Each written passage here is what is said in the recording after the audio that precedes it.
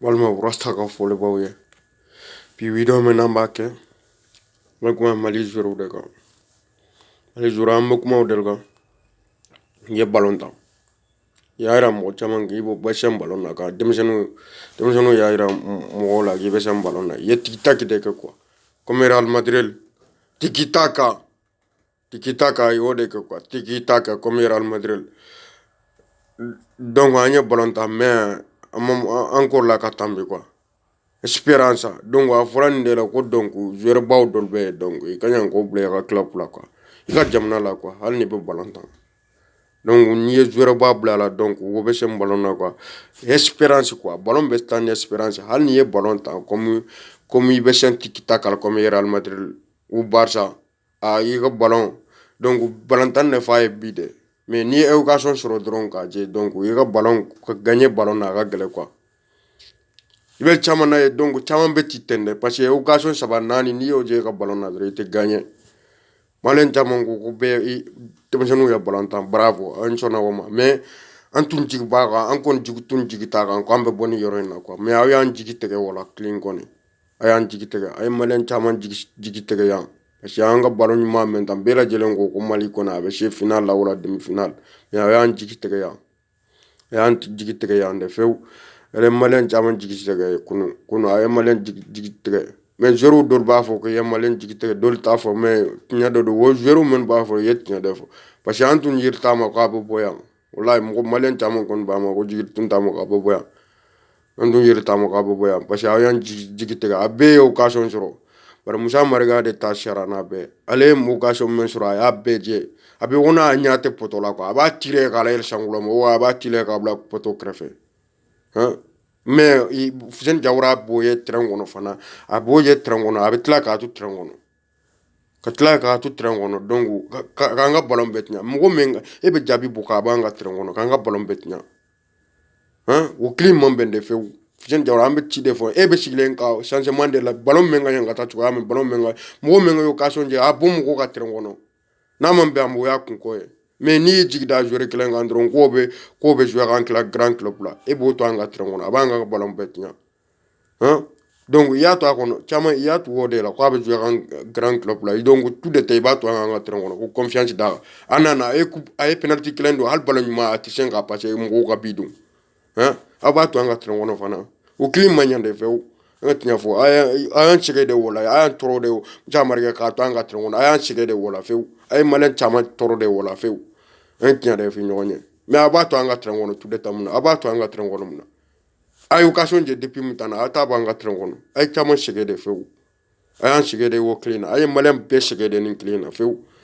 bila jelem be solama ate ballon tana malla ate ballon tana ata ba anga trengono depuis coupe d'Afrique nga damna chanta ate ballon ma passé la ate ballon fana di mo ma kabidu mais ayato anga trengono ayato anga trengono ini kuma kasuba ayato anga trengono fuso jawra muna ayato akono kon ayato akono muna depuis mitana abale de buka anga trengono parce que ayo occasion ça va beje wote belenga je mali ka blantana ni occasion je te gagné ballon felen ni occasion ça va sur ibadun de quoi mais ni mur baden ni suman baden ba malla ite sem fisi de la ite sem fisi la hal kele ite sem fisi de la murnu suman muran kon murnu kon ibi dabara blam wo ka ballon na ni dabara blam mali ballon na dra mali ballon ta tanya fe ite tanya fe mali ballon ta tanya fe ni muru yi dabla mali ka ballon na da tanya fe ala ko na halife albitu e de wol kana kuma mali ballon ni kuma na dro mali be nagasi de quoi ibe mali nagasi de quoi parce que ibe mali na ni be sem fe na mali kele mamba ni be sengel na mali kele mamba ibe sigle nga ke dabara baya ko mo ko worum ne la ka dumuye ni be sem fe na ganza mali kele mamba mais abe moru nunu bi dabla mo ko depuis dabla mali ko ballon na dra ballon bet nyana a flen ne ke mais abi jigdani moru ndo kan ni ticem fisila aya nga ballon bet nya musa mariga ka to anga trengono ababo depuis mitana depuis ballon la dra be ni bo anga trengono abado wode la ko ballon te fieten quoi na signa banna donc don wore na ne gayena o gana kunya flash ban donc nana na be bidu mais wo be la bato nga depuis tini cha bidje aklini poto abe bidje tout de temps kunya saba abe bidje la occasion flen ni saba suro nan suro ibe abla jogono ibe klem bla jogono hani tono rate mais ya be rate ale kilin 3 bi occasion premier mi-temps mais bravo donc on be ben 2021 mais fa ka ballon tan de hal na be ballon tan tant que Mali man ta kan point sur même be champion na comme Diabaté comme tenu wol men ye ballon tan donc o ballon sur ka bla jokono ye pour ça ba sur donc kilin bla jokono Diabaté la yake Diabaté te occasion ça ba sur na ma bla jokono mais attention ko do wele o ncha marga nu felen depuis al melum na tara te bidun na few abe terango tout de temps mais ate biduna Porto la yake a kilimbi Porto joueur be da ko fe ka bido mais na mala te senga bido ibe jole ndo abi woni ibe kor bido ma bukaso Mali be joueur be banga bidama mais abe kor ga bido an sege de nin kilena flo ma abato anga trengono menade abato anga trengono tout de temps abato agono mna o climat be malen ma few chama be madam be sona ma abato anga trengono ayam bofu normalement tu me belenga ko punta ni chana al na mata anga ci final mais ayam sege nin kilena few ay malem be sege ni na chama be man chino ay man ni yerge al ni sege fasen balam balen ka bidu mo wala ka mali sege ni funa hein anyi tiktak kaka mais am be kor ka bidu takam membe a te senga bidu parce que musa marga banga trengono tout de temps abe occasion men sur mo sita suro mali ka brantana ale be occasion men sur mo sita suro bar mo gona mo banan donc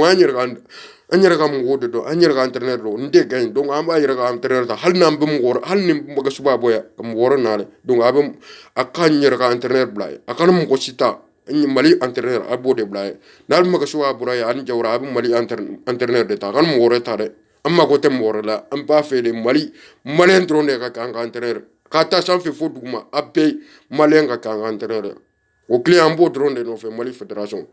al na mo ga suba boy har na ta boy aburaye sango sa ga malien de bla place la aga mo woro bla place la malien